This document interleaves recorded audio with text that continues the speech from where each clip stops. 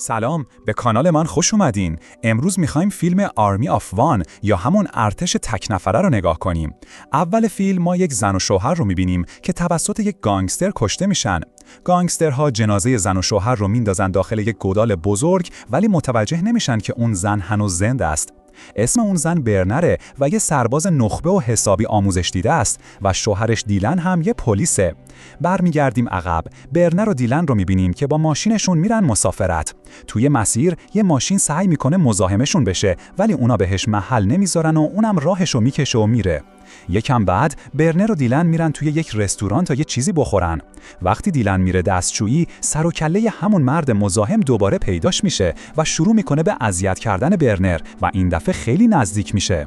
اسم این مرد بوچه و اون یه خلافکاره که همه محل اونو میشناسنش. اینجا دیلن از دستشویی میاد بیرون و با بوچ روبرو میشه. قبل اینکه اوضاع از کنترل خارج بشه، یه زن پیر میاد و اونا رو از هم جدا میکنه. پیرزن به زوج میگه که مردم این شهر به دیدن یه زوج دوست داشتنی مثل اونا عادت ندارن و بعدش از طرف بوچ معذرت خواهی میکنه. دیلن از پیرزن تشکر میکنه، ولی پیرزنه اصرار داره که دیلن و اونو مثل بقیه مامان صداش کنه. بعد از اینکه دیلن و برنر غذاشون رو میخورن، دوباره راه میافتن و یه جای خوشگل تو جنگل برای کمپ کردن پیدا میکنن و در حالی که دارن وسایلشون رو مرتب میکنن، یه افسر پلیس زن پیداش میشه و با برنر صحبت میکنه و اون بهشون هشدار میده که مردم اینجا یکم عجیب و غریبن و خیلی به غریبه ها خوش آمد نمیگن. واسه همین اگه میخوان اینجا کمپ کنن، باید خیلی حواسشون جمع باشه. برنر از پلیس تشکر میکنه و بعد از رفتنش تصمیم میگیرن برن جنگل پیاده روی. توی مسیر اونا به یه دوراهی میرسن و برنر میگه بریم چپ. توی مسیر آسمون شروع به بارودن میکنه. اونا شروع به دویدن میکنن تا یه سرپناه پیدا کنن و در نهایت یه کلبه پیدا میکنن و میرن توش تا بارون بند بیاد. اونا میرن داخل کلبه و یکم شیطنت میکنن. بعد اینکه کارشون تموم شد، برنر شروع به فضولی توی کلبه میکنه. اون وارد یه اتاق دیگه میشه و یه در مخفی پیدا میکنه و وقتی بازش میکنه یه اتاق پر از مهمات و اسلحه میبینه. برنر که حسابی شوکه شده، سری دیلن رو صدا میزنه تا بیاد و ببینه چه خبره. وقتی دیلن میرسه، صورتش از ترس مثل گچ سفید میشه و زوج ما تصمیم میگیرن هر چه زودتر از اونجا در برن. اما همین که دارن آماده میشن تا برن، یهو بوچ از پشت سر حمله میکنه و با قنداق تفنگش هر دوتاشون رو بیهوش میکنه. وقتی اونا به هوش میان، معلوم میشه که توی اتاق زندانی شدن و بوچ داره دیلن رو شکنجه میکنه. بوچ برنر رو مجبور میکنه که نگاه کنه. یکم بعد یکی از افراد بوچ بهش میگه که دیلن یه افسر پلیسه. بوچ یه لحظه جا میخوره، اما خودشو جمع میکنه و میره توی اتاق. بوچ به دیلن میگه که نمیدونست اون یه پلیسه و بابت هر کاری که کرده معذرت میخواد، ولی یک دفعه تفنگشو در میاره و به هر دوتاشون شلیک میکنه و به افرادش دستور میده از شر جسدها خلاص بشن. افراد بوچ یک گودال بزرگ میکنن و جسدا رو میندازن توش. بعد از این ما با یه فلاشبک میبینیم که برنر داره دوره‌های آموزشی پلیس رو میگذرونه و معلومه که اون مثل بقیه زنان نیست و خیلی قویه. برمیگردیم به گودال. بعد از اینکه همه میرن، برنر به هوش میاد. معلوم میشه که گلوله اونو نکشته و فقط یه زخم بزرگ درست کرده. وقتی برنر بیدار میشه، سریع حال شوهرشو چک میکنه و میبینه که اون مرده. برنر بدن شوهرشو با یه سری شاخه‌های کوچیک میپوشونه و برمیگرده به محل کمپشون تا برای شوهر از دست رفتش عزاداری کنه. اون خودشو به خاطر مرگ شوهرش سرزنش میکنه و یادش میاد که پیشنهاد اون بوده که به سمت چپ برند. برنر عصبی میشه و تصمیم میگیره برای انتقام مرگ شوهرش تک تک گانگسترها رو بکشه. اون فوراً یه تبر برمیداره و میزنه به دل جنگل. این وسط بوچ برمیگرده خونه مامان، جایی که بقیه گانگسترها دارن یه دختر رو اذیت میکنن. بوچ شروع به اذیت کردن این دختره میکنه و معلوم میشه که این گروه خطرناک که کل اهالی ازشون میترسن، زنها رو میدزدن و هر کاری دلشون میخواد باهاشون میکنن.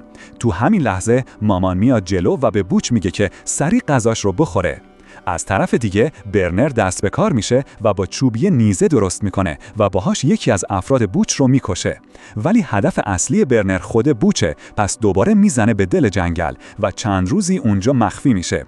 بعد چند روز برنر دوباره پیداش میشه و این بار موفق میشه چند نفر از افراد بوچ رو بکشه. توی مبارزه برنر پای یکی از افراد بوچ رو میبره و بعد میکشتش و به یکیش هم اجازه میده فرار کنه. بعدش کلبه‌ای که توش پر از مهمات و اسلحه بود رو آتیش میزنه و منفجرش میکنه. این وسط ما کلانتر هابز رو میبینیم. هابز وقتی صدای انفجار رو میشنوه سعی میکنه بفهمه چه خبره. از اون طرف مامان و بوچ هم صدای انفجار رو میشنون. وقتی بوچ دود انفجار رو میبینه یکم میترسه. مامان بهش میگه که بره ببینه چه خبره.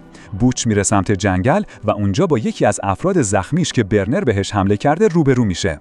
بوچ سریع اونو میندازه تو کامیون و از اونجا دور میشه، اما معلوم میشه که برنر پشت کامیون قایم شده. وقت بوچ برمیگرده پیش مامان خبرها رو بهش میده و میگه که چند نفر از آدماش کشته شدن. مامان به خاطر اینکه بوچ اونا رو تو این مخمسه انداخته عصبانی میشه و یه چک میخوابونه تو صورتش. بعدش مامان بهش دستور میده که بره و این غریبه ها رو پیدا کنه. معلوم میشه که مامان یه باند خلافکار رو مدیریت میکنه. مامان به یکی از افرادش دستور میده که اطلاعات برنر رو در بیاره و بفهمه دقیقاً کیه. وقتی مامان میفهمه که برنر فقط یه زن معمولی نیست و تو ارتش خدمت کرده، حسابی شوکه میشه. تو همین لحظه کلانتر هابز میره تو جنگل و جسد یکی از افراد بوچ رو پیدا میکنه و سریع با مرکز فرماندهی تماس میگیره. از اون طرف برنر شروع میکنه به ساختن کلی تله برای اینکه افراد بوچ رو شکار کنه. افراد کلانتر هابز میرسن سر صحنه و یکیشون به کلانتر میگه که این گانگستر یکی از آدمای مامان بوده. اینجا میفهمیم که کل اون جنگل تحت کنترل مامانه و کل شهر رو هم اون مدیریت میکنه و خودش رو مادر همه میدونه. بعد از اینکه کلانتر میفهمه همه چیزایی که اینجا داره میگذره زیر سر مامانه، تصمیم میگیره بره پایگاه مامان تا باهاش روبرو شه. از اون طرف یه دختر که تو مرکز فرمانده پلیس کار میکنه به مامان خبر میده که کلانتر هابز داره میاد طرفش و معلوم میشه که این دخترم تو تیم مامانه. کلانتر با چند نفر از آدماش میره پیش مامان و بهش میگه که تو جنگل چند تا جسد پیدا شده. اما مامان اصلاً به روی خودش نمیاره که برنر آدمهاش رو توی جنگل تیکه تیکه شرده و حتی جوری رفتار میکنه که انگار هیچ کس بهشون حمله نکرده. به جاش اون ادعا میکنه که اون مرد که جنازش توی جنگل پیدا شده خودکشی کرده. کلانتر میفهمه که داره دروغ میگه ولی از اونجا میره. همون شب مامان و داردستش واسه ی آدمای کشته شدهشون عزاداری میکنن. اونا حسابی مست میکنن و همونجا خوابشون میبره. چند ساعت بعد بوچ بیدار میشه ولی هنوز تو حال خودش نیست. اون میره تو خونه و یهو میبینه که برنر اونجا منتظرشه. بعد از یه درگیری کوچیک برنر سریع گلوی بوچ رو میبره و انتقام شوهرش رو میگیره. اون با لذت دست و پا زدن بوچ رو نگاه میکنه تا بالاخره جون میده و میمیره. صبح روز بعد در حالی که برنر هنوز همونجا قایم شده، یکی از افراد مامان یه دختر رو میکشونه توی اتاق و در رو روش قفل میکنه. برنر متوجه میشه که این دختر تنها نیست و چند تا دختر دیگه هم اونجا زندانی شدن. اینجا اون دلش برای دخترها میسوزه و تصمیم میگیره که کمکشون کنه تا فرار کنن. چند ساعت بعد برنر موفق میشه بره تو اتاق و دخترها رو آزاد کنه.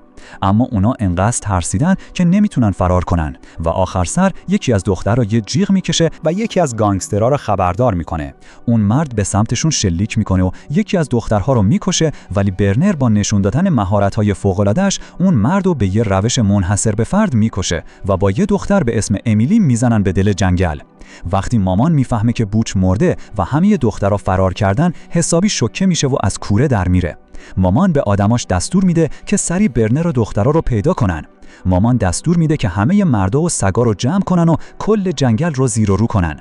وقتی که دختره و برنر توی جنگل مخفی شدن، یکی از آدمهای مامان توسط تله برنر کشته میشه. بعد سر و کله یکی دیگه از گانگسترها پیدا میشه، اما برنر اون رو هم سریع میکشه. همون شب برنر و امیلی کنار هم نشستن و دارن لحظات خوبی رو میگذرونند. امیلی بهش میگه که از بوچ حامل است و از فرار کردن خیلی میترسه. اون میدونه که اگه مامان بگیرتش، خدا میدونه که چه بلایی سرش میاره. ولی برنر بهش اطمینان میده که ازش محافظت میکنه و نجاتش میده.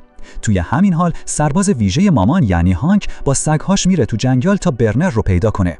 صبح روز بعد اونا امیلی رو دستگیر میکنن، ولی برنر به موقع میرسه و همشون رو میکشه.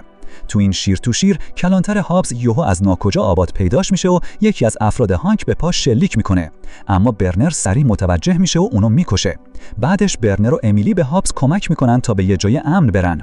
برنر به کلانتر میگه که باید حواس اونا رو پرت کنه وگرنه درگیری باهاشون سخت‌تر میشه.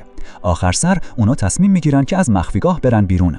اینجا امیلی و برنر از کنار رودخونه حرکت میکنن و به همون افسر پلیس زنی برمیخورن که قبلا به برنر و شوهرش درباره این منطقه هشدار داده بود. اونا ازش کمک میخوان و افسر بهشون میگه که سری سوار ماشین بشن. تو راه امیلی و برنر که حسابی خسته شدن سری خوابشون میبره، اما وقتی بیدار میشن میبینن که توسط مامان و آدمهاش محاصره شدن. معلوم میشه که این افسر پلیس از اولش هم برای مامان کار میکرده و ازش حقوق میگرفته. اونا شروع میکنن به شکنجه دادنشون و امیلی به مامان میگه که اون از بوچ حامل است. مامان با شنیدن این حرف به آدمهاش دستور میده که امیلی رو به یه اتاق دیگه ببرن. توی همین حال برنر توی اتاق برای شکنجه آماده میشه، اما وقتی که امیلی یکم غذا میاره به اون گانگستر حمله میکنه و درجا میکشتش. امیلی سری برنر رو آزاد میکنه و برنر مستقیم میره تو اتاقی که همه آدمهای مامان اونجان. یه درگیری بزرگ شروع میشه و برنر تک تک اونا رو میکشه. تو این موقعیت مامان یه چاقو رو میگیره زیر گلوی امیلی و به برنر میگه که اسلحه‌شو بندازه. یهو یه مرد از پشت به برنر حمله میکنه و مامان هم گلوی امیلی بیچاره رو میبره و فرار میکنه. برنر اون مرد رو میکشه، ولی وقتی میرسه بالا سر امیلی متوجه میشه که دیگه دیر شده و اون مرده. 3 ماه بعد مامان توی باغ نشسته و یهو به گوشیش یه پیام میاد که توش نوشته روز عدالت. تو همین لحظه یه تیر میخوره به سر مامان و کشته میشه. معلوم میشه که برنر تو جنگل کمین کرده بود و بعد از اینکه انتقام شوهرش رو میگیره سری از اونجا دور میشه. اینجا فیلم تموم میشه. حتما همین الان نظرت رو کامنت کن. لایک و سابسکرایب هم یادت نره. برای دیدن فیلم‌های بیشترم به داخل کانالم سر بزنید.